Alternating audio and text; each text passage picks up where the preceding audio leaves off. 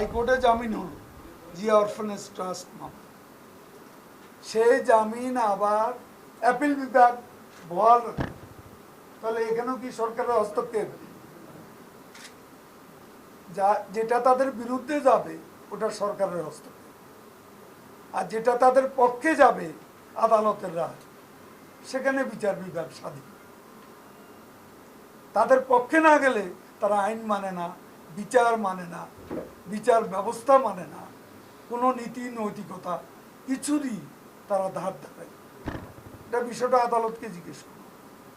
বেগম জিয়াকে আবার কেন এটা আইনি প্রক্রিয়া বিলম্বিত হচ্ছে বা তার জামিন দেওয়ার প্রক্রিয়া বিলম্বিত হচ্ছে, আদালতেরও একটা নিজস্ব নিয়ম আছে, আদালতেরও একটা স্বতন্ত্র সত্তা আছে। আদালত আওয়ামী লীগ বিএনপির কথায় চলবে না, আদালত আদালতের সে ভাষায় কথা বলছে।